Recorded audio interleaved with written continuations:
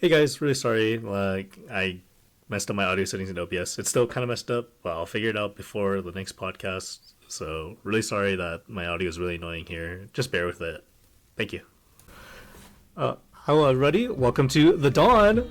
Newly decided name. Hopefully we stick with it. Today I'm Fee. I'm joined with Grayson, Hey guys. JP again, What's up? and a new face. We have Gavin from Straw Hats Are Cool. Hello. Everybody knows you, I'm sure. Everybody loves market watches, gameplay. Anything else you do on your YouTube channel? Not upload as of recently. Okay, well, we can fix that. We'll upload for you since you're part of the team now. So, I guess if you guys haven't looked at our Patreon, Gavin is also part of the team, and he'll be coming on every now and then as well as part of the podcast. So, exciting stuff.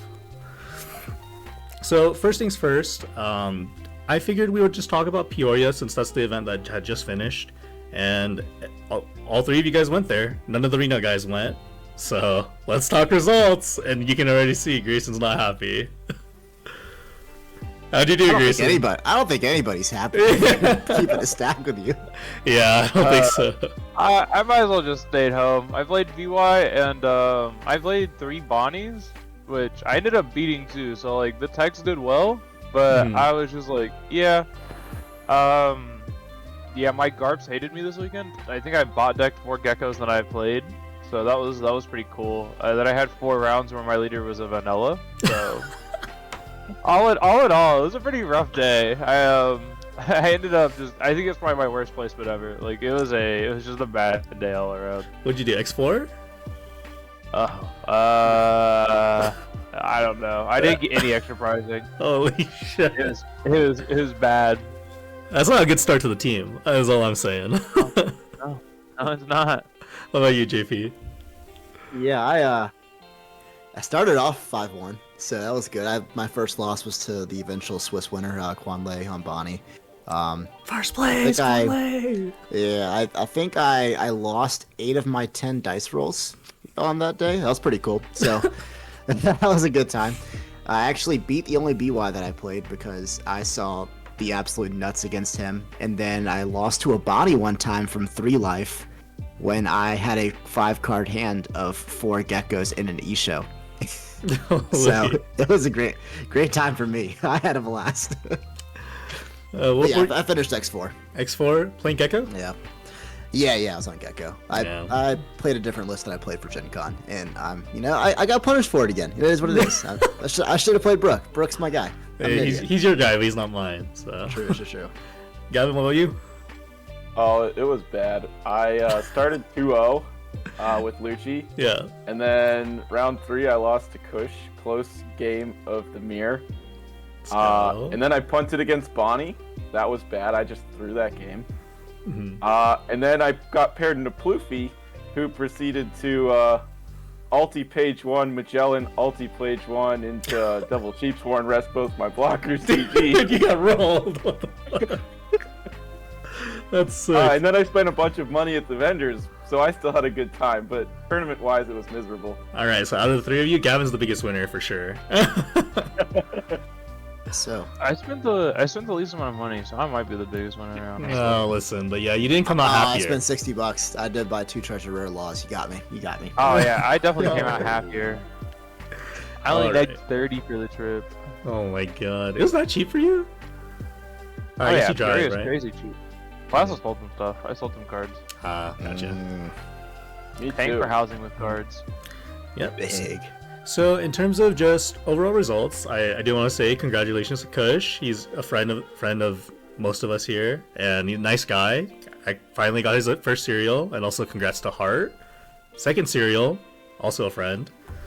But now I guess let's just get into the deck list set from Peoria. Since a lot of people's store treasure cups are going to be without the ban list, I figure it's good for us to cover these and kind of our last go at what we think the best versions of every list is going into store treasure cups. So let's talk about Holden's list for Lucci and how we feel about it.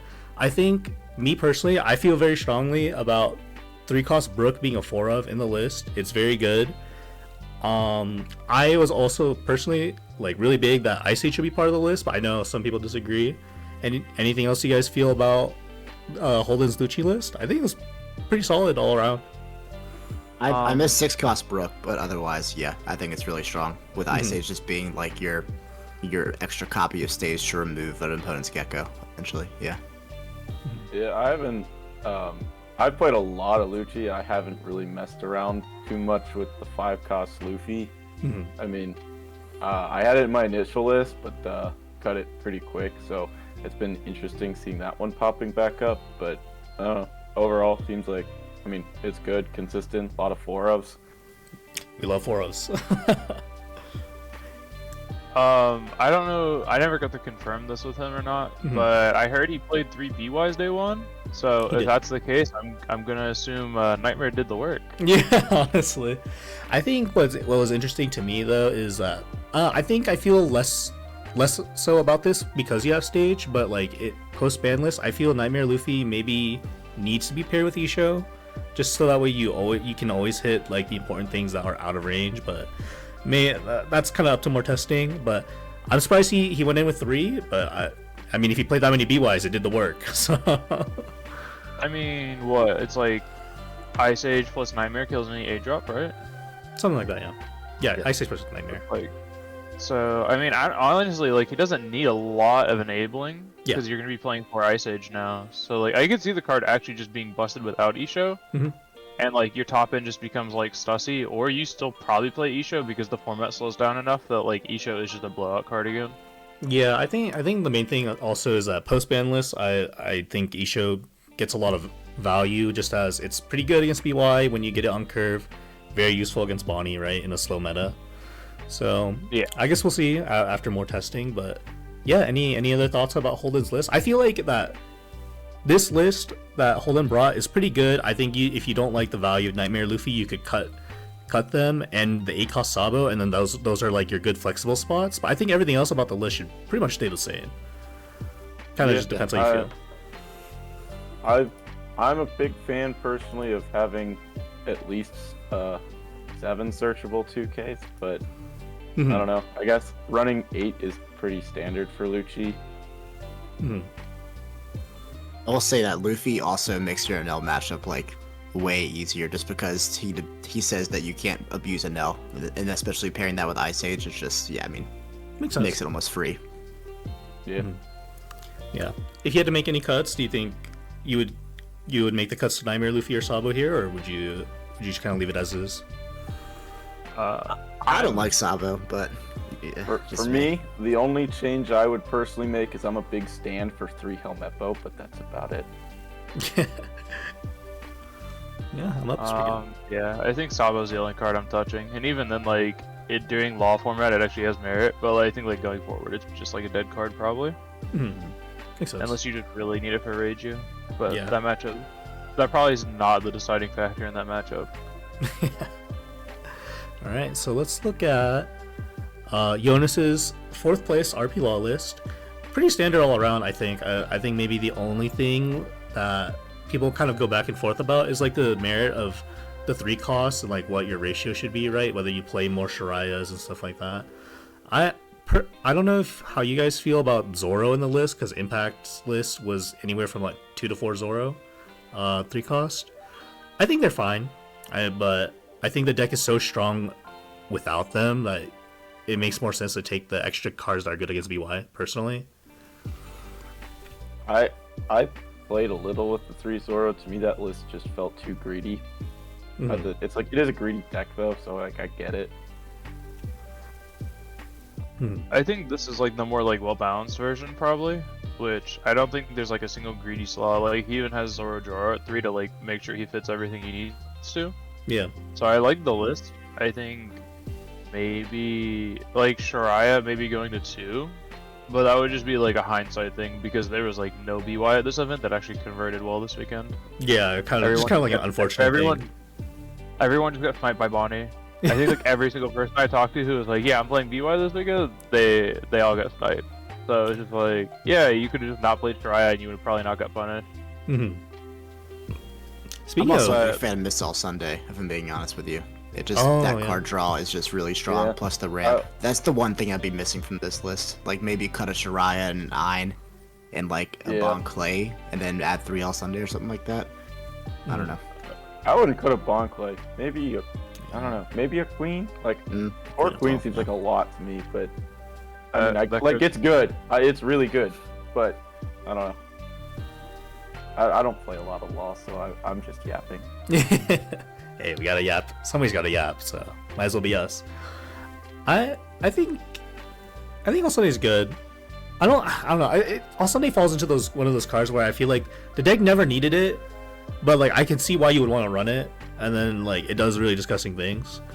But I don't know. I think I like Jonas's list because it doesn't feel like it's ever greedy anywhere here. It just kind of feels like you want more, so you're just being greedy, making weird cuts. Yeah, I don't think I would change like a single thing, probably. For me, there are just scenarios where All Sunday feels so much better than Ein, but because they're both like bricks, but one draws you a card.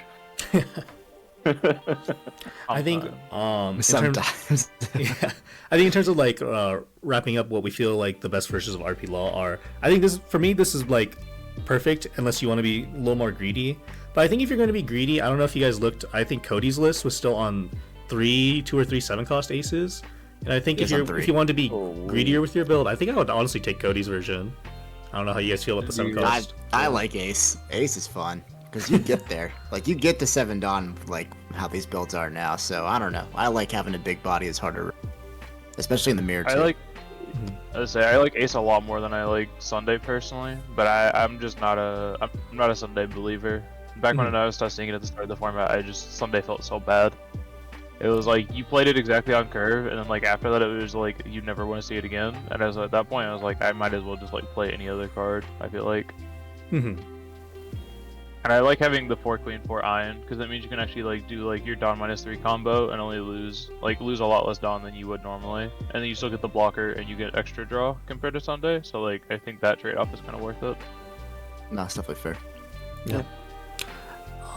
Moving on from RP Law, Reiju did top 16 that day. I mean, looking at it, it actually seems like pretty stock standard for what you would expect. Runs the Porsche package, and honestly, I'm just more surprised it made it there, considering how well RP Law converted this time around.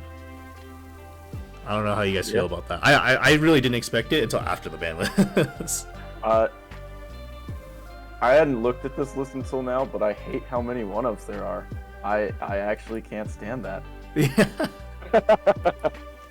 Those are the one of Sanji, the one of Searcher, one of Gion. They're searchable. Yeah, they're all searchable. Like, besides the Gion. Besides Queen and Gion. Yeah. Those cards you just draw them easy. True. Yeah, I don't know. I feel like it's.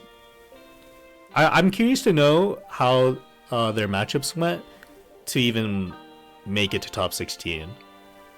Like, because I mean, clearly they did play against an RP Law in top 32. So I wonder what their Swiss matchups were like if they even played a single RP Law. Yeah. I know they lost to Kevin Zhao, I believe, is who they played top 16. Okay, yeah. And Kevin was their on game RP, looked right? close. Yeah. Their game looked close though. Whenever I got to look at it, but yeah, Oh, really? he was playing RP. But I'm assuming, I don't know, like he might have just been playing for Judge against Law, and like that might have been how he beat him. But besides that, yeah, that matchup seems like awful. You probably just have to like try to ramp with choppers and just like try to get there before they start turning your cards off, I guess. Yeah, I don't know. Yeah, sure, go ahead. It just seems so rough. Like like watching people play Reiju into Law. Like I watched Cody play against a Reiju like earlier this week, and I'm just like, yeah, this seems like a post banless deck always. Yeah, I think that's definitely like the takeaway, right? Is like, you can do well with enough like bracket luck and like dodging the right decks, but I think if you're taking it to like your store treasure cup and you know you have RP Law players, it's not the deck to take. Like that matchup is just so unfavored. In my experience as someone who tried to make this deck work at one point, playing to Judge against Law usually is not the move. You just kind of have to say, I'm going to have every Porsche and ETG and go from there is really the only way I have found that you can beat Law.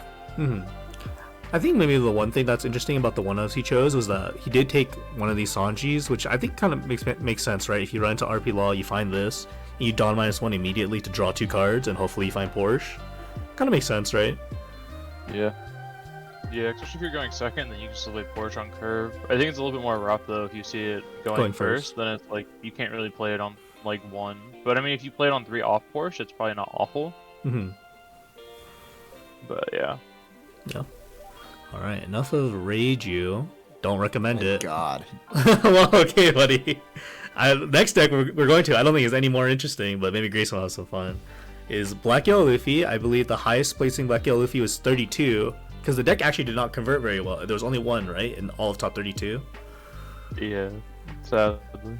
Yeah. So, I mean, looking at the list, pretty standard, right? Just a 1-of Ace Pair, 2 Ice Ages, and he opted to run the Ivankovs. I know you don't particularly like them anymore, Grayson, but do you have any like opinions or things you want to explain why you don't like it? I mean, every time I've played the card, it's just like it's too niche almost. Like there's a lot of times where it just doesn't come up, and especially with you playing Kuzan, you just have better like value Moria targets now. So I don't know. The card just seemed like very lackluster a lot of the games I played, but it does help with like it can help with Law, but besides that, the card's kind of whatever for the most part. Like, it doesn't really help your matchup spread, so there's just other cards I'd rather run more. You think it's helpful enough versus Law that if you're playing in an area that has a lot of RP Law and you want to play BY, that it's worth running? Because like in my experience, it gives you a really good safety net, and it allows you to access your leader effect safely, a lot of the times. But I don't know. I think the best thing it did was like letting you stagger life is pretty big, so like that would be fair. But like I don't know, it's just like basically like 2 more Hioris almost. Would be like how I look at it, but it's pretty similar. But like the idea would just be to use it to stagger a life and like the mid game, to where you just turn on your leader more safely. But like past that point, the card's kind of whatever. I will say it needing a Gordon to be bot decked by Law is relevant though. Yeah. Good things to consider there. If you change this list any, is it mostly just you would remove the Ivankov? I would probably just cut Bolt, honestly. That card really underperformed for me this weekend. But also, I think Egghead Luffy at 4 is just like very merited into like a Law meta. Makes sense. I'm not a good pilot for this deck, so this is a question for Grayson, I guess. But in a format plagued with Law, where everyone's wanting to give that deck one last hurrah, 1/1 Ace seems bad to me, because isn't that like one of your win cons in that matchup? Oh, you haven't been around for the lore with Grayson and Ace, bro. He's a hater. He hates me. I swear. He has it out for me. Okay, so it's like me and Gecko, Moria leader. Yeah. I got Ace is fine. I think the card like can see like play. Like I played 1/1 this weekend, but like you're being like very optimistic to even see the combo in the first place. But there are times where like you'll search the baby and then like the big will be in life or like something. You see so much of your deck, you end up drawing the Ace 1 combo like more often than not. But it's just like for Law specifically, you don't really need it. Like you kind of just go for lethal because like your Gecko just like puts so much like stats on board in one turn, and they just kind of like have to sit there and be like, well, I'm already at 1 life because you're poking me with 5s and 7s all game with my leader. Yeah, that's fair. Like, Law just is so greedy to take that like you kind of just get to a point where like you just like consistently 2-turn kill almost, and you have to put them on like, can you wall me out for 2 turns, and then do I have the cards to just not live if you do that? It's kind of game chicken there. Yeah, but I think Ace is fine. Like it's like I know Ying, he was playing 2 this weekend, he liked it, and then I think Eric was also on 1/1. And like I think it's just preference. I personally don't think the card's needed. Like I've cut it entirely post ban, but like I know some people still like the card. That makes sense. So kind of just like how useful you find or how often you find yourselves in the situation where Ace is useful or good tempo play, kind of changes how many slots you would dedicate to it. I think it also depends on like what style really, because like I'm more playing for like always playing control almost now, whereas like I know some people still like the mid-rangey style, and if that's the case, I think Ace gets like more merit there. All right, moving on from BY. Let's Gecko Moria. Oh, baby, let's go. All right, JP, did you do your negative holo testing?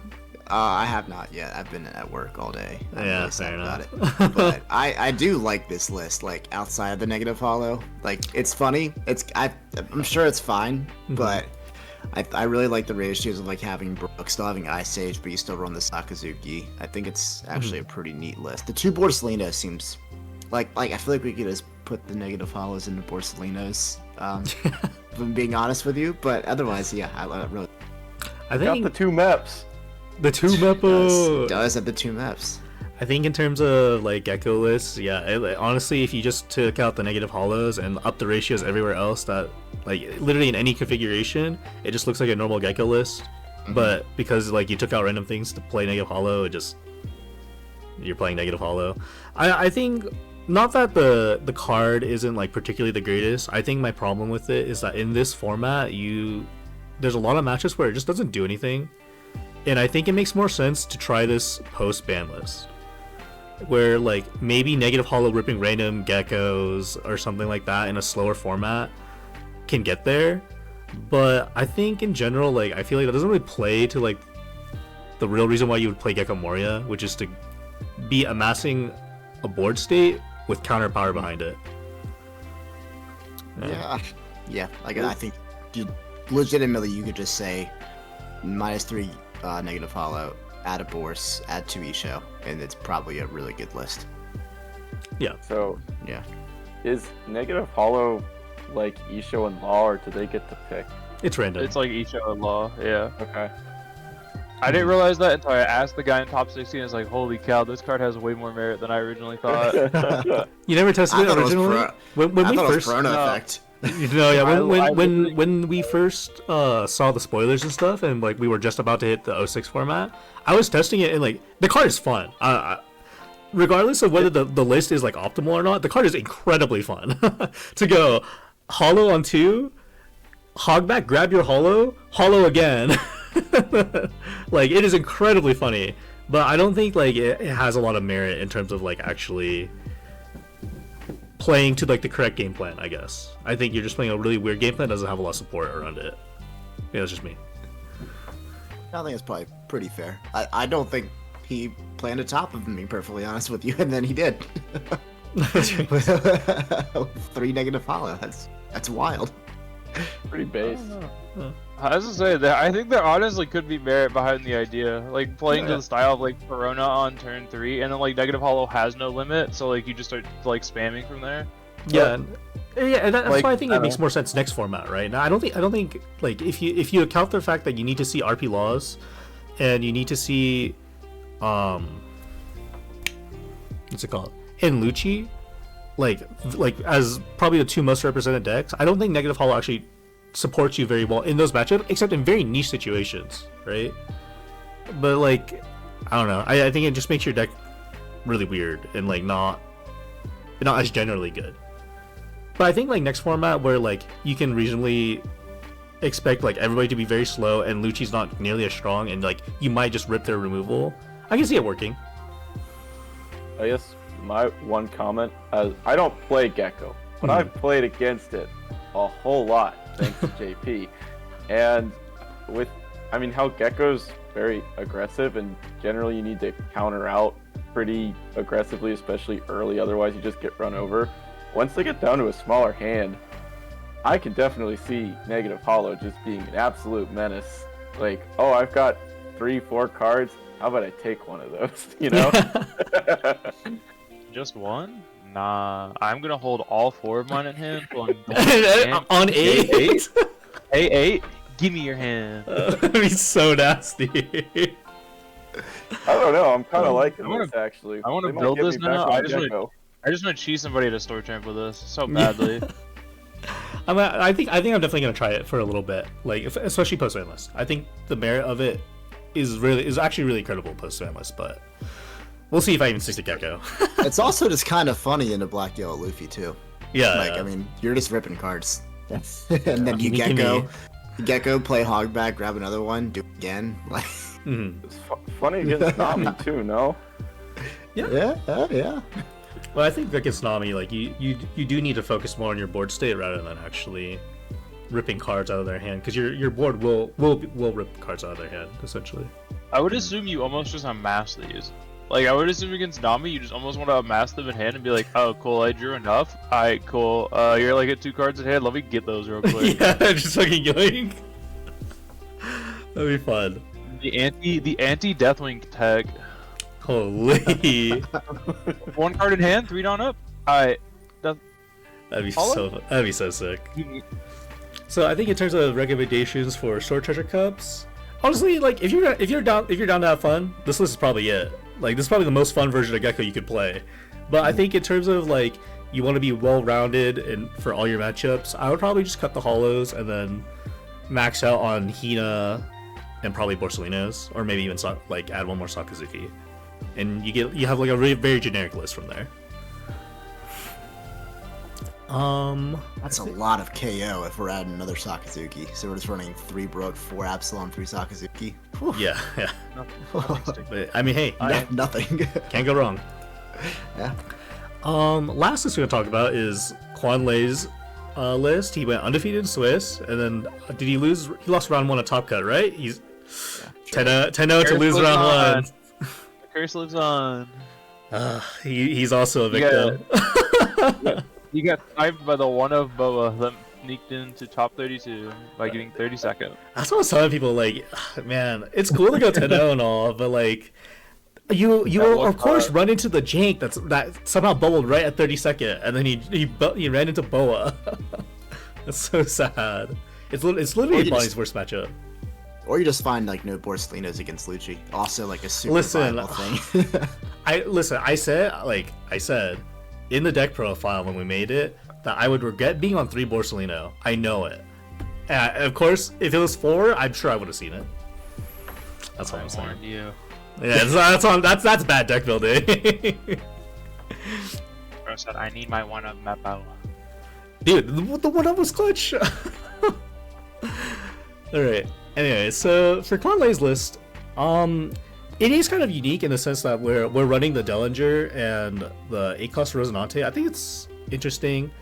I don't think I feel very strongly about whether it's incorrect or anything like that. I think it's just a different way to play Bonnie, but also give you a better going first curve by having something to play. Because one of the issues which is one of the reasons I dropped the deck, was like your going first versus RP Law feels absolutely horrendous. Like, you just have nothing to do on the first 2 turns, and you can even whiff your 5-cost. So it's nice that in Quan's version of the list, he ran the 2 extra X-Drakes to play on 5. Like, so even if you don't have something to tap, at least you can put a body. Because the problem is like, when you play Bonnie, you're just hoping that you have enough bodies and counter to outpay or like outlive RP Law's number of Gordons, so that you can maybe win a board back. But in terms of like the overall list, yeah, it's interesting. I don't know if I personally would have cut the 8-cost kid package, but like he has to make room somewhere, and I think it makes sense what he cut. Like, he cut the Bart 3-cost Bart blockers, and then the kids to fit in the Rosies. I feel like X-Drake had to have been gas. Like, that card, if he saw the laws, like going like Dillinger into like X-Drake into Hody sounds abysmal for a law player. Yeah, definitely. Yeah, I don't know. It's like you have to force a Gordon on Dillinger, which sounds amazing. And if like they don't out Dillinger, then it's like, alright, cool. Well, now you have to enter X-Drake, and you can't afford to keep him on board, so Dillinger's not leaving now. Yeah. Yeah, and then I guess the other like small notable key piece is that he did go up to the 4th copy of Tendofi, which I think is really important, especially going into the next format. That Tendofi is just such a powerful top end, and like does so much, just like to keep you in the game and also close out games, which is wild ass fucking card. Dude, I hate that card. I hate that card even more when they don't search it to on you. I just despise that card. Yeah. Yeah, that's right. You play Quan in fucking Swiss, Yeah. right? Yeah, that's I sure did. Well, it also happened to me round 3. They didn't search either of them. I sure got hit with 2 in a row. Hey, they always have it. Bonnie players They need always this, do. okay? Just draw it. Like, what are you gonna do? Ban 10 drop? please. No, fuck off. Body players need this. Body players need this. Bro, if we're banning a green card, we're banning Hody. I'm sorry. I'm banning Yeah. Hody. No, lay off. Let the green players have good things. Okay? No. I don't want to hear from your gecko throne, okay, buddy? Like, fuck off. Kinemon is the only cool green leader. Just saying. Whatever you fucking say, bro. So in terms of the list, like I think if you actually like this style of playing a couple extra 5 costs and playing the 8 cost Rosie, because it also has good utility against Lucci, where you're pretty much always guaranteed to stick one body versus Lucci when you play the 8 cost. It's just whether you find value in that. I don't particularly find like a lot of use in sticking just like a random 5 cost on your 8, but it's good. Yeah, it has its uses. I think playing Quantum Blaze list, I think if you like the style, is good. And then also like traditional, like if you go to like Noel's list with the 8 cost kids, I think it's still like the best version of Bonnie. Personally, I still favor Noel's version, but that's neither here nor Kid there. is a trap. I'd ball out with this list. I hate you. Also, We'll play the mirror. If you play Bonnie off of the Rosinante, then they're not getting rid of Rosinante because they have 8 Dawn. So like they're just gonna sit there and they can't play Gecko. Which is that's pretty cool. I like that. Yeah, it's an interesting thought. I'll just piss off it. I mean, no, I mean they can, but it's based on perfect trash, right? To remove Rosie on 8 Dawn. Yeah, I think that's all the lists that we will to talk about. So let's just talk about some initial testing thoughts about post-ban list format. Now that we covered all the lists for Peoria. Me personally, this is kind of where I'm at right now for Gecko. Initial thoughts like bring in Ice Age to play against Reiju. But I've been talking to some people like Thomas, and I don't know how I feel about actually playing Ice Age. Maybe I'll cut it and then just accept that Reiju's a loss. But because like if Reiju high rolls, it's always a loss. So who cares? Like Ice Age isn't gonna save you. Judge isn't real. Just one. Yeah, just pretend Judge isn't real. I don't know. You feel any particular way? If you get the Isha, you're probably fine, right? I can't imagine I would drop Isha over Gecko if I have a choice.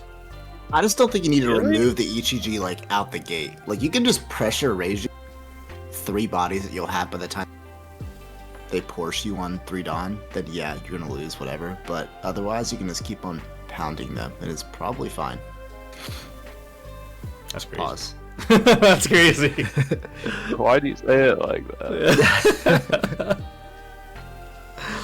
Well, aside from pounding my opponent, me personally, I think Isha is kind of crazy in a Reiju because it like almost prevents them from playing Judge. But yeah, Yeah, I did that in round 2 this past weekend at Peoria. Oh, you Isha to Reiju? Isha's pretty darn good. I Isha'd and then played double Lucci. Okay, buddy. Relax. wait, no, Isha kind of goes hard, right? Because it's like Yeah. Isha, I think and they Isha's put 'em on good. 4 cards, and then they draw to 5, and then if they still have Judge in hand after the Isha, they're like, I'm gonna Judge now, and they neg 3 their hand, so they only break even on Reiju instead of like the normal like crazy combo, Mm-hmm. and they go to like 8 cards normally. No, I think I'm actually happy with that. Yeah, I don't know, but I feel like Isha to prevent like them just having 8 cards and you all lose is like pretty good. All right, I'll keep that in mind. Isha's a good boy. Yeah, he's a good guy. Yeah. Yeah. I think maybe. You just always rip Judge and you win. Like honestly. True. Yeah, actually. I don't know if Isha rips the good cards, I always win. True. I don't know if Hina is necessary any moving forward, I would say. With no RP law in the meta, it's good. It's obviously Hina's like super Bonnie, but like it doesn't really help anything for Lucci unless you're playing double 3 or 3-4 on 6, which is fine. But like I don't know. Right now I'm testing 3 Hina, 2 Sakazuki, and then double Kuzan because Kuzan on curve is still absurd. And Lucci most likely can't get rid of Kuzan off of a Gecko on 9. So it's just really strong on that kind of, and it enables a lot of removal too. Well, you get Kuz. I think for me, yeah, I like Kuzan. I think if I don't end up liking the Ice Ages, they'll just be 2 Kuzans, and I think the list will stay as is for me.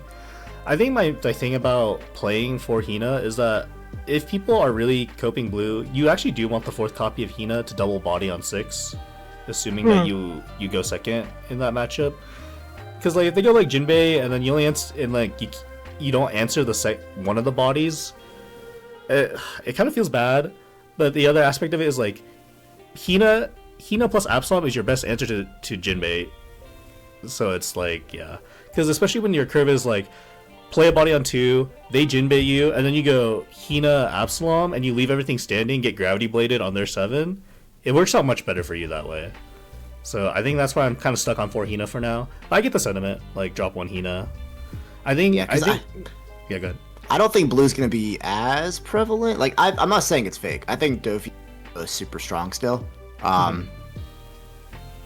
But Kuzan still accomplishes that and draws you a card. Because if you play Kuzan on 4 and they do something, then you can still get rid of it on 6 with it, just Absalom.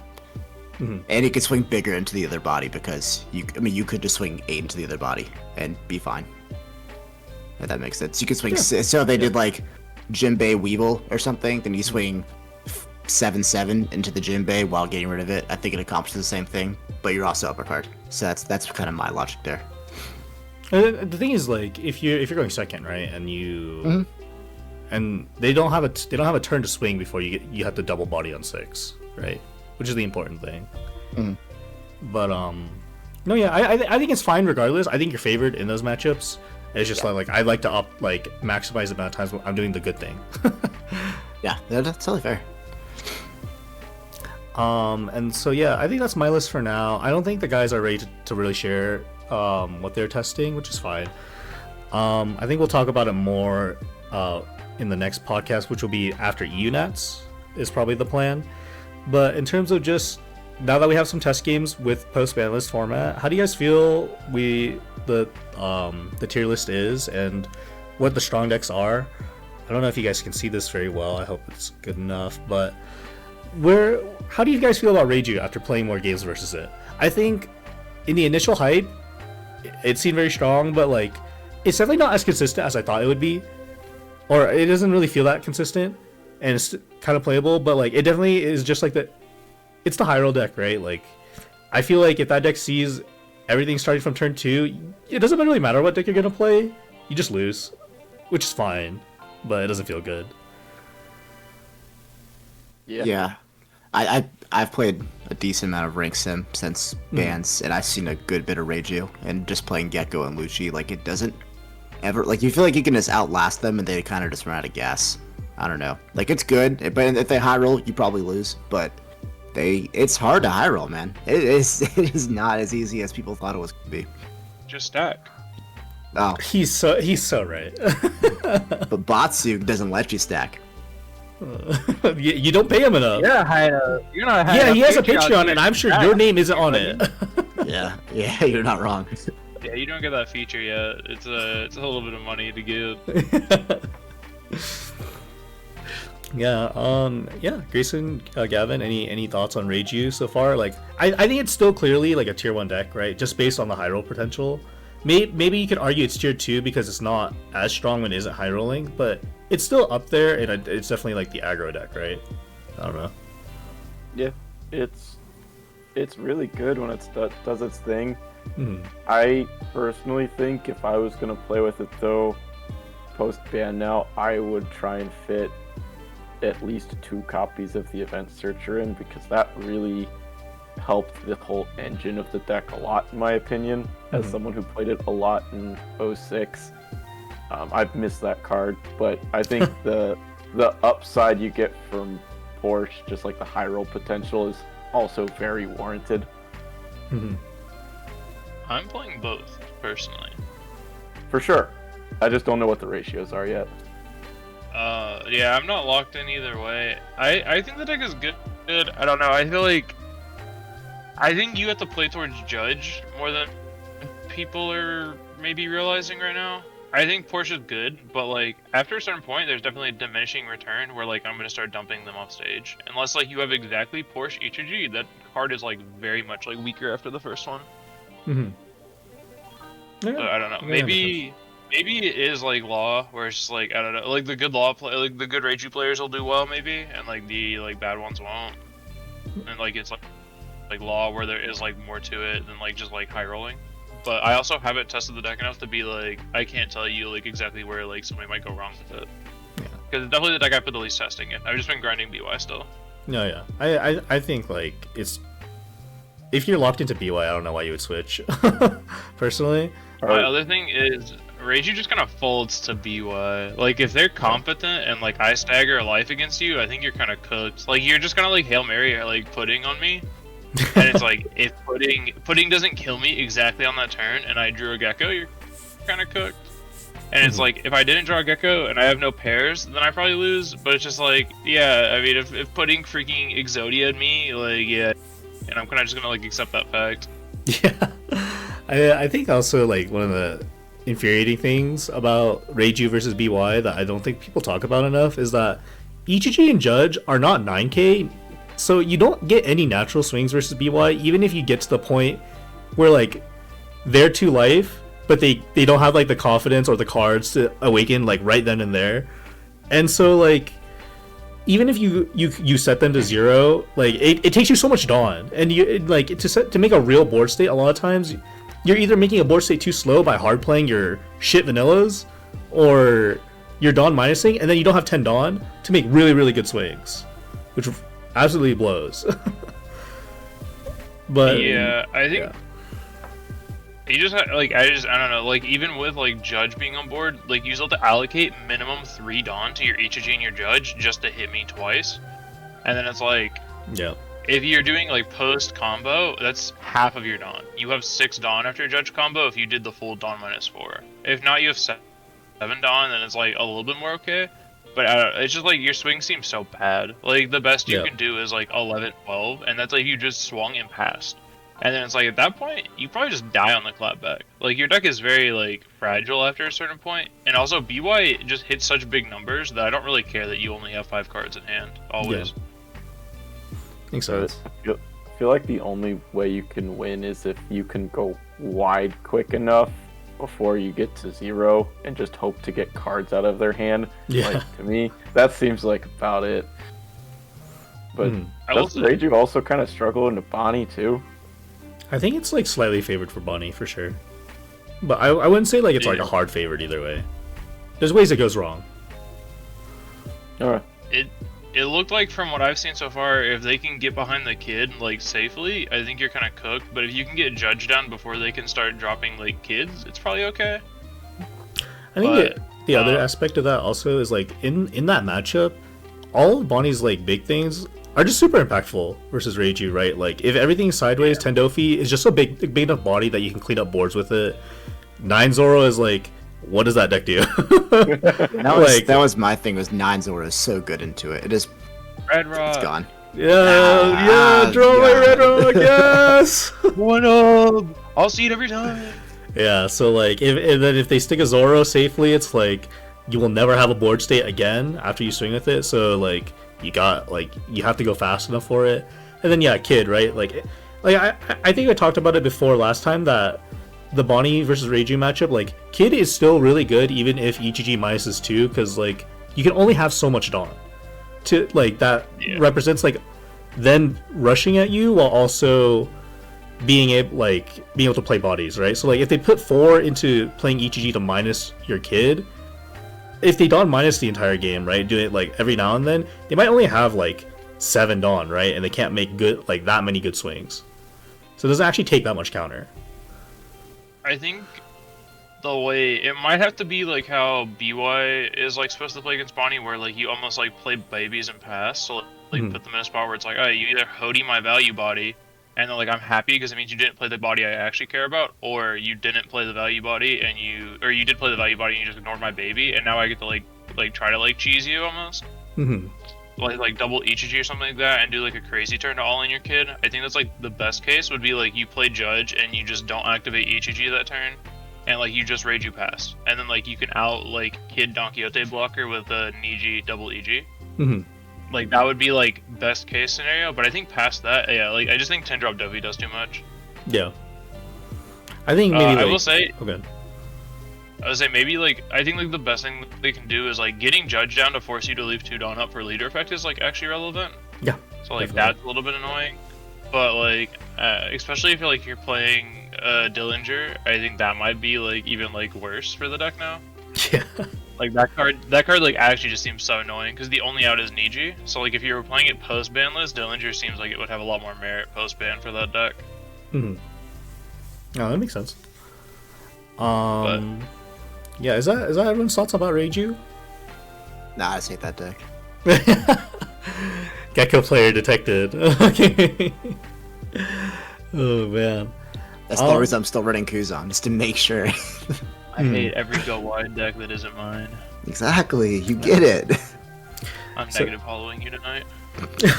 Wait, pause. No, Diddy. Oh my god. How do we feel about BY Luffy, where it landed? I think I kind of underestimated how strong BY Luffy, or how resilient BY Luffy feels. I know that a lot of people are still kind of like back and forth on it. Like some feel that BY Luffy isn't like top 3 pick for Nats. I think I'm in the camp that it is, just because it's just so resilient, and like the blue decks aren't nearly as bad. Like sure, it's not supposed to be favored, like don't get me wrong, but like it's very winnable. Which I think is like something that's understated. I will say, after testing it more, I think 4-drop Kuzan like actually kind of warps your spread more than people realized. Yeah, Like that card I can agree. like do a lot for the deck. Yeah, I think because He's like a so lot good. of the testing of this format I did was like Luffy lists that weren't running Kuzan until like way later into the format. I didn't realize how good Kuzan was, I think. Especially until like Kuzan like lets you buy yourself a way back into the Bonnie matchup very well. I just didn't expect it. But like it's definitely not favored regardless if you're playing it, but it's good to know that like you can adjust your list enough to get very playable matchups in the spread that we thought were unplayable in the first place.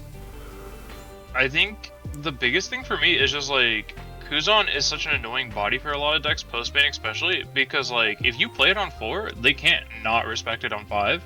Yeah. And most decks without, because now the stage is gone, no one has like a really efficient out to it on 5.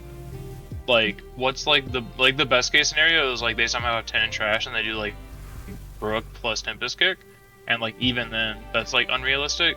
So it's just like a lot of decks just have to like ignore it almost, and then it's like if it gets a free turn of like sticking, or I get the Sabo lock it the next turn, I think you're just in such a bad spot now. You're forgetting I think about so. How Mepo Brook, that's about it. finger gun, boys. Also the finger pistol, gun. the finger pistol. Also, yeah. Hands That's- up. That's still to have the 2 combo or the pistol on 5 Dawn. Yeah, probably not super duper likely. I always see my 1-up pistol when they play Kuzan, only when they play Kuzan though. Dude, I'm just Talking saying about they side always by have it. They always have it. You think you're safe for the pistol and you get double pistol out of life. Here's the thing, you're not gonna answer my next one though. I'll just drop another Kuzan. What are you gonna do? Okay, buddy. Okay. I play Oh. 4. I'll chain them. I don't care. My god. So we also have Noel's tier list pulled up that he did with Voodoo, and I think compared to what we did with our initial thoughts, some things I think are very notable is that he did put P Luffy like solidly in tier 2, and I don't know, have you guys done any testing with it or just looked at it at all? I think Yeah, I have. yeah, like I think maybe like I just kind of like skipped over it because like but also it's initial thoughts. I think it's still like in the right place of like tier 2, like has some really bad matchups, but like I don't know if like the good matchups in its spread are going to be represented enough at Nats to even warrant playing. I Like think your Lucci matchup got crazy better because they don't have stage to get rid of your first body. But that's massive. Yeah. And then you still have double Magellan. Anel's still pretty, like I've tested into Anel and like still Magellan just beats Anel automatically. Bonnie sucks. I don't like Bonnie. But and Black Yellow Luffy is pretty dicey. Still as well if it's a good Black Yellow Luffy player. But and then I think it beats Blue. And then Gecko is dependent upon draws, honestly. So I think it's actually a really solid deck. It's just think so? yeah, I just don't know if I would, it's the whole thing. You paid to be here. You gotta bring Floofy to Nats if you paid to be there. I don't know, maybe not. Back. I think also Where's if Sog? you're Shut up. in the camp that like there's not a lot of Gecko players, I guess the spread looks a lot better as well. Because like I think P Luffy does not do very well to Gecko, but like does definitely has more merit versus Lucci. I think the big thing is you actually kind of like could just like low key cook Reiju now because you can just play 4/7 drop kid and just be like, yeah, you're 5k leader. All right, cool, have fun. Like they just have such a low down count already. Like you could definitely just like Magellan into like 7 drop kid and they're kind of cooked. Yeah. I'm throwing it back together so that I can play with that after I'm done coping on red purple. Yeah, you picked up the regional kids, didn't you? Peoria. Oh yeah, baby. This guy's trying to ball. Well, you let me know how that goes. Yeah, maybe the deck is better than like my initial glances have it as, but like I think right now in terms of its matchup spread, I'm not happy with it as a pick for Nats. I don't know about you guys. It's also pretty good in Nami too, honestly. So Yeah, like yeah. if you think Nami's gonna, I don't know. If we're looking at Noel's list, right, which is, I think it has a decent matchup into 3 of the 5. So that feels pretty good to me. I'm not gonna lie, the more and more I've tested so far, I just think Nami might be just kind of fake. Like honestly. Yeah, I think enough people are going to be coming prepared for the matchup because like everyone has to have an invite. So I would assume that most people have like learned or like at least started to learn now with Nami winning twice, like how to play like the Nami minigame. And if that's the case, I feel like that deck loses a lot of merit because a lot of what it relies on is like that surprise factor of like their opponent being matchup checked and not knowing what they're doing. It's gonna be really funny because the good players know how to play into it, and the bad players are gonna play blue to counter it. Yeah. I think if Dofi comes into the meta, which I'm still kind of baffled that deck's a tier 3 deck. The deck seems like one of like the biggest improvers from like the ban list. But yeah, I think if people actually play that deck, like I know a few people are already like on it, I think that deck just like destroys Nami now. What do you think? Dofi? Do you think Dofi's still solidly tier 2? I think there's like a I think it's like probably like one of like I think it's just better than Boa. Like I think it is just exclusively better than Boa now. I'm actually in the opposite camp. I think there's more merit in playing Boa than there is playing Dofi. I don't know. I think they're both good in their own right, but if one's in tier 2, I think the other should be in tier 2. Like they both essentially do the same thing. Like they just ride the back of Jinbei because that is Blue's color identity right now. Jinbei and Gravity Blade. Makes sense. I just feel like Bonnie might be better for Boa, but like of the rest of the decks, I feel like Dofi can just do it better. I think especially the black matchups, I think Dofi actually just does it better now. I think it does Lucci better. I don't know if it does Black Yellow Luffy better. And I actually think Boa has a better matchup into NL. Oh, I thought I was about to say Gecko. I'm like, I don't know, Chief. Okay, I've never lost to a Boa. I'm pretending like Gecko players aren't real. Okay. Oh, I'll leave then. We're good. You and me, we're not real. Okay. True. I will say I've heard that like the Reiju matchup is awful, so if that deck is highly repped, then like yeah, Dofi probably falls off in a lot of merit, but I think Boa loses to it for the same reasons like Dofi would. Yeah, I agree. I think that matchup fucking sucks. But but I think like I think there's more merit in playing Boa just because your matchup against Bonnie is so much stronger, and I don't know how you guys feel about what the potential like spread is or like representation is at Nats, but like I think like I'm firmly in like Bonnie is gonna be like top 2 like most played decks there at Nats, just because like people think that Lucci's dead, or like they're willing to take like a better Lucci matchup now that Stage is gone and win against BY because they think a lot of the good BYs will show up and take their favorite matchups. I think top 3 maybe, but top 2 seems kind of wild. I don't know. That's just one placing difference, bro. People don't like how Lucci lost the stage, man. So I think you're probably, and Bonnie also like is super consistent. Like it's a consistent ass deck. So like, I don't know, consistent, good spread. It's not a bad bet for it to be top 2, honestly. Yeah. Do we have the leader breakdown for Peoria? Because I'm kind of curious how much money there actually was at the event. Just because like I saw a ton, and I know like BY didn't convert as well because of it. So I'm almost curious like how many people were already willing to run it at like full power Lucci. The BY the matchups the representation is not up because they're not exact numbers, but he has like a rough idea. But Lucci and Bonnie are not separated. Like they're just jumbled together. But like if you go to past history of all the tournaments, Bonnie's still like always like fifth. There's always like 100 players in like a 500-man tournament, 130 players in like a 1K, right? And if more people convert to playing Bonnie, like I think it's easily going to be second most repped. Especially because like you lose built people it again. off, Yeah, I mean it's a really solid deck, and if Gecko testing goes, I mean it's not the hardest deck to play either. If I'm being like truthful, it's fairly linear in nature. So yeah. You take that up with Noel, okay? Hey, I mean, I'm the best. You take Bonnie that back player. right now. My Hody takes that. my Hody. I hate that card. I hate Oh, that card. yeah, so I think anything else that's like interesting to talk about from Noel's tier list compared to like where we had our thoughts? I don't think so, right? Otherwise, I think we're like pretty fairly aligned. Like we could like we might together like arguably move Reiju up one spot and like move like Dofi up one spot, right? But like the rest of it is more or less the same. Like I don't think like Gecko belongs solidly in tier 1. The matchups are kind of hard sometimes, but like it's definitely like up there in tier 2. I think Nami's the only thing that I'm not really sold on, especially Yeah. lately. Like I've been testing it and like I've been testing into it, and it just seems like, eh. Like even like Biwa doesn't really struggle with it as much as I thought it would. Like I assumed it'd be too slow, but it's like you can definitely just like kind of like wait and just like pop stuff early game and just get down to like if you get to awaken aggressively, I think you just kind of cook. Yeah, I agree. Yeah, I guess Perfect. that's one thing. Like, do you guys feel that Nami is still solidly tier 1? Gavin, GP?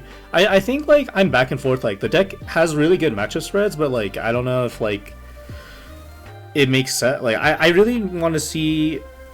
What I would really like is to look at Nami's matchups and redo them all with only like top players playing Nami versus whatever, right? And really see how the matchup spreads work out. Because like I don't care about top Nami versus like mid Bonnie or some shit like that, right? Like I really want like I'm curious how top player versus top player Nami versus everything works out. I think the only way you get that is looking at like top cut analysis of different events. It's like Pasadena, Nami won in top cut, right? Mm-hmm. Yeah, I mean, so obviously he's probably the best Nami in NA and arguably the world. And I mean, if he won a top cut event, that's Yeah. pretty crazy. No, I mean Adam's but- good. Yeah. Yeah, he's really Oh, yeah, solid. no, I think Nami has merit. I don't think it's gonna do as well as people expect it to. I'll say Yeah. that. I'm just curious if Adam has like has a very different idea of like what the Nami matchup spread is versus like what the generic public's idea of the matchup spread is, right? Because like what is it? It's like everybody thinks like Nami's pretty much like wins against everything in tier 1 and then loses to like Reiju. And if you have people with enough of an opinion, like it'll also lose to Purple Luffy in like top in the first 2 tiers, right? But I'm curious if Adam thinks significantly differently when he plays against only top players. Yeah. I don't know. It's I also think- that's the best one, right? Like, Yeah. granted, all the Nami players and Nats are probably gonna be pretty good, but there's definitely still a skill diff, and also it's like super dependent upon life as well. It's like Yeah. almost like an L. So Yeah, there's a Nami's casino just a aspect to yellow it. deck. Nami's just a yellow deck in disguise. If they see 3 triggers, they win. I think the Nami players aren't going to be happy to hear that one. Oh my. All right, so I think that's really it for now in terms of like talking about post ban lists. We're gonna try to do one more podcast, I think, right before our Nats, but after EU Nats, hopefully, and hopefully we get the results for that, and we'll kind of talk about probably what we're taking. We'll see. We'll talk about. We'll get more details about that when we get closer. But I think that's gonna be our next podcast. Is talking about actual results. Hopefully, I think the last thing I want to talk about is just in like the aftermath of the ban list is that there was some discussion on Twitter about from like Garrett and some other people about how they feel about the meta with the ban list being not very fun and not very good for the game. So like I don't know if you guys saw this tweet from who's this Michael Ma. With the recent announcement of the new ban list taking effect before Nationals, I truly think the game's in the worst spot it's ever been. Although I agree that launch stage are broken in their own right and needed to be hit, I don't think they were thinking of the repercussions, and then he has a whole thread about like what he thinks is wrong with each deck. Put the fries in the bag, bro. Like, Honestly, I'm not gonna lie. I missed his first part of the thread. Yeah. His first statement's kind of wild. Yeah, he hates it. Let's just look at other people. So like Jansuko, like another player that has a couple tops, I think, right? Couple or maybe just one with RP Law. I think he is. I know he is. I know of one for sure. I know think of he has one, two, but though. I think he has a couple.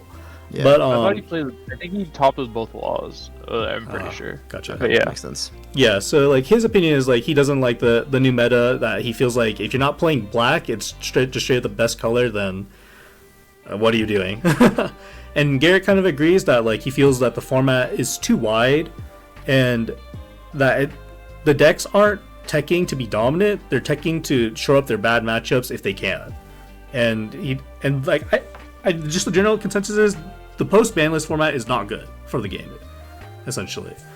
And I don't know how you guys feel about that. I think the game's in a really good spot. I think it's just very frustrating as a competitive player. So, Yeah. just kind of, are we talking strictly for Nats format or like post ban 08? Let's just talk Nats format, because I think post ban. Okay. Oh wait, there's just not enough opinions to go off of, like in terms of actual like, oh, this is what the meta is. And okay. yeah, I think the context is like specifically for Nats, because everyone who's like tweeting is like also competitive players, and we're Yeah. all looking at this from a holy cow, I have 2 weeks to prep this like extremely open format. Mhm. I have been of the opinion that I personally like normally like wide formats, but then you also have like runs like I had this weekend in Peoria where it's like I saw 3 body and I'm like, yeah, it's a wide format, so I just have to assume that like I'll see my bad matchup once, but then like I saw it 3 times and I'm like, yeah. And it's like bullet in skull, like that's crazy.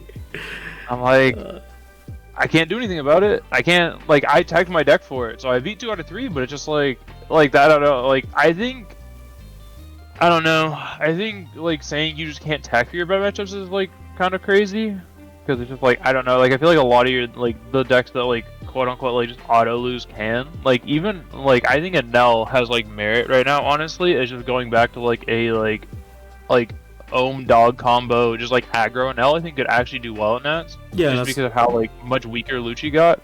Mhm. But it's just like, I don't know, just saying if you don't play black is like crazy to me, because it's like Nami has merit. At the least, you like have to give Nami merit, as like it beats both the black decks like on paper. Mhm.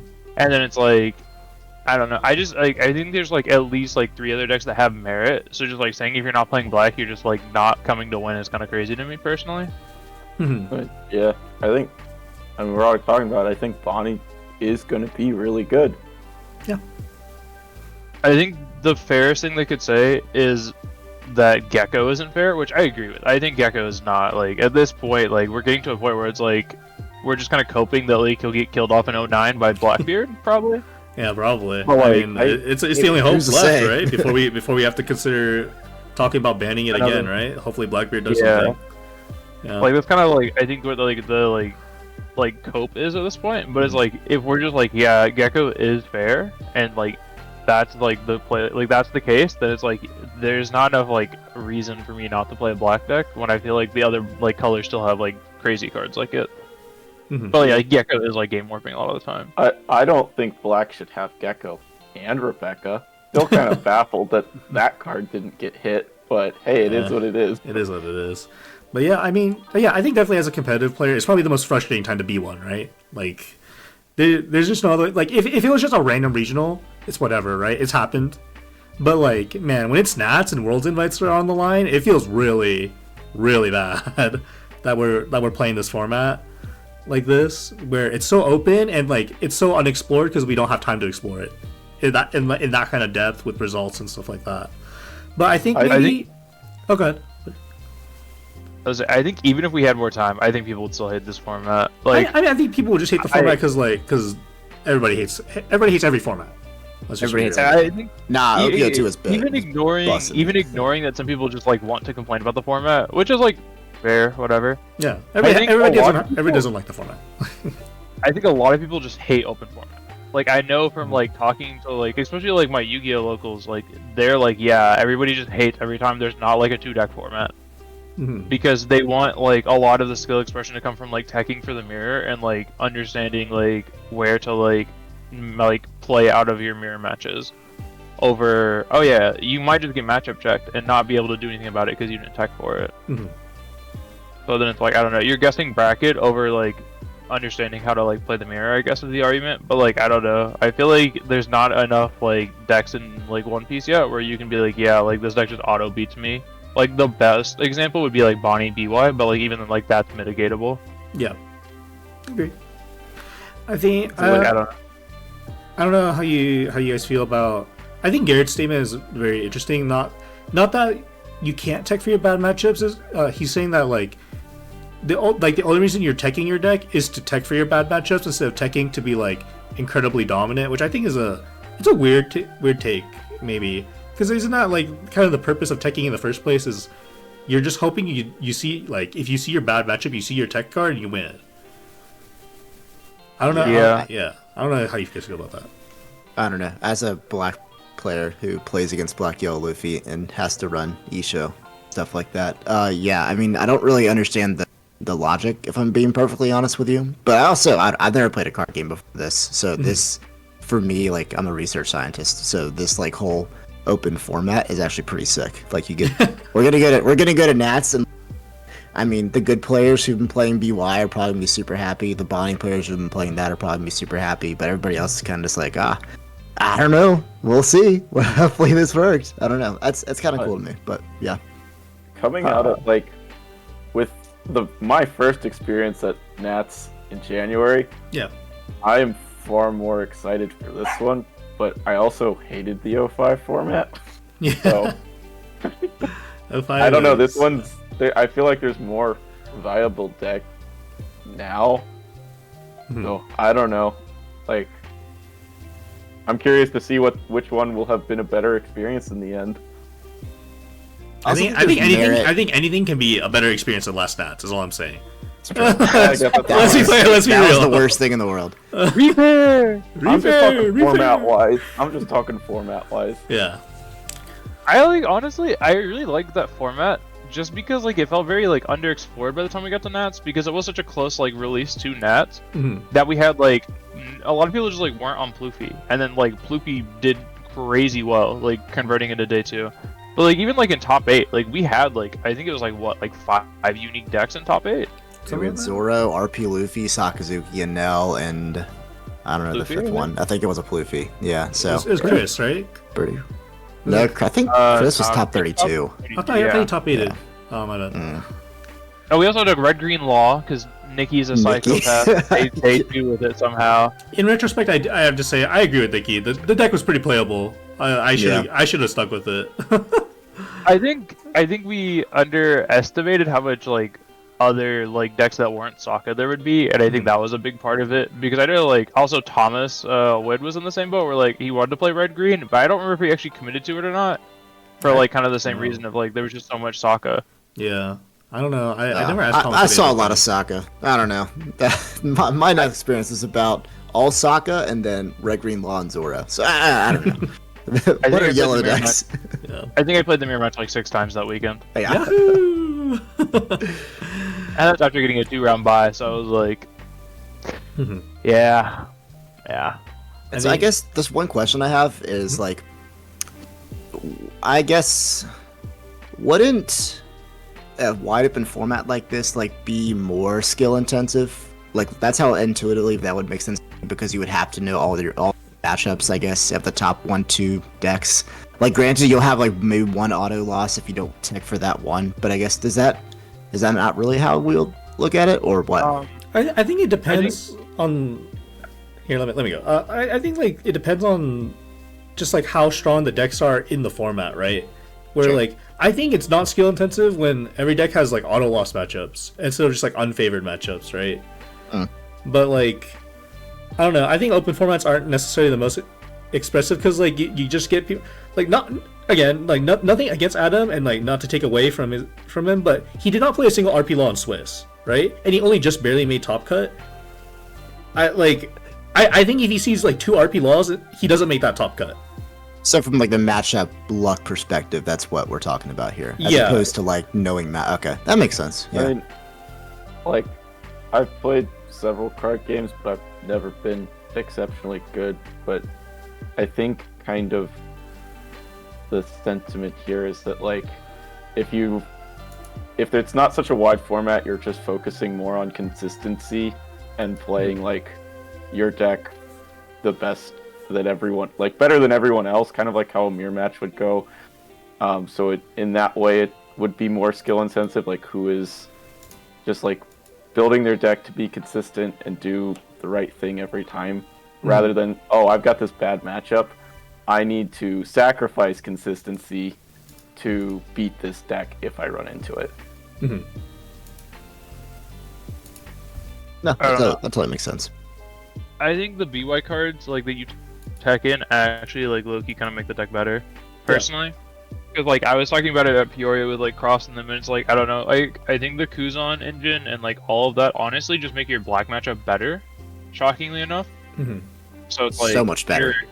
You can get rid of you're Isho kind of- and Gecko. It's so good. I think you're just improving your spread, but like I know like the point of the tweet is just like complaining about like how wide the format is and that you have auto losses, Mm-hmm. which I think is fair. But like I always feel like there's at least something you can do to make that matchup like even like slightly more winnable.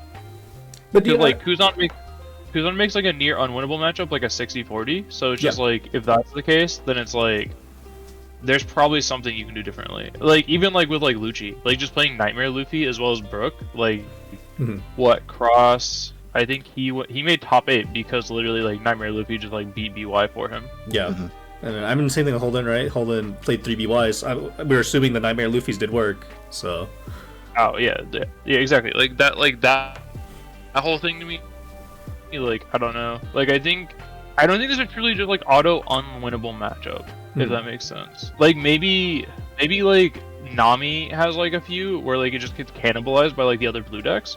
Yeah. But like that's also because Nami like wants to play a like very like specific mini game, and if they're not getting to play their mini game, they're kind of cooked anyways. Mm-hmm.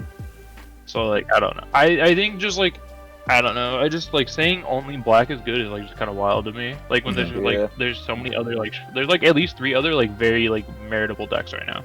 Yeah, It's like, I don't know, maybe your favorite deck has a really bad matchup so you can't play it, but that's just, I don't know, how card games go. Just play the deck that has the best spread and the most consistency and play it better than everyone else. Red Green Law will come back. It'll be my time again. No, but I'm just curious. Just like of your opinion, Grayson. Do you think just open formats are very skill expressive or not? Like just not. Let's not talk about our format. Just in general, do you think open formats are more skill expressive? Because I don't think they are personally. I'm like indifferent. Like I think they both have like the merit. Like I think both metas have merits. Like I think you having like a 3 deck format compared to like a 7 deck format is like with a 3 deck format you're almost playing rock paper scissors between those 3. Yeah. But it's like yeah, I don't know. I'm cool with it either way personally. I like don't mind either format, but I know a lot of people just like the less decks that you have to worry about, and like the more like confined the format is, like the better in a lot of people's eyes. Mm-hmm. Because like Nats was supposed to be like a rock paper scissors format where it was like Plufi, NL, Sokka, and like they all kind of triangled each other, and I think people were like overall pretty happy with how the meta like shook up with that. But like I'm personally cool with it either way. But I understand where people don't like the like I have auto loss matchups like thought process, and it is like more frustrating to like kind of be like I hope my bracket doesn't screw me. Yeah. I don't know. I think I like this better because it, to me, if it's not just like this triangle format, there's more room for something weird to like sneak up and do well. Mm-hmm. Yeah, I think definitely the rogue players win because they've always just had to know their matchups really well rather than just be like the dominant force like a tier 1 deck. Like as a Whitebeard player for like 2 sets, I'm you kind of just played dad and won. That's pretty much it. But like go into something like I know Gavin's played a lot of done well with like RP Luffy, and so you actually kind of have to know those matchups versus just like, saying 6, 7. Yeah. Mm-hmm. I guess that my opinion maybe is a little biased because you know what? you're preaching there. I'm a rogue player at heart. Like, I like playing the weird niche decks where I need to know my matchups, and maybe my opponent doesn't know what they're playing against, and I can, I don't know, get the edge that way. That's what, to me, that's what's fun though, is kind of finding the weird deck that does like kind of 50-50 into most of the meta. Yeah. All right, I think that's pretty much all that's worth discussing right now. You guys have any last thoughts before we call it? I think we're good. I'm hungry. I think I'll just keep yapping about how the differences are. So no, I think I'm good. Yeah. All right. Appreciate everybody who made it this far. Thanks for watching. Bye. Bye. Hey guys, thanks for watching. If you made it all the way here to the end, please like and subscribe. And take a look in the description. We're starting a Patreon. We're doing guides, gameplay videos, and of some of our testing, and just commentary and meta-analysis there. Some more in-depth stuff than we can do on the podcast, and things that we don't really want to just share openly on the podcast, so we'll go more in depth there. Anyway, appreciate it. Thank you for watching.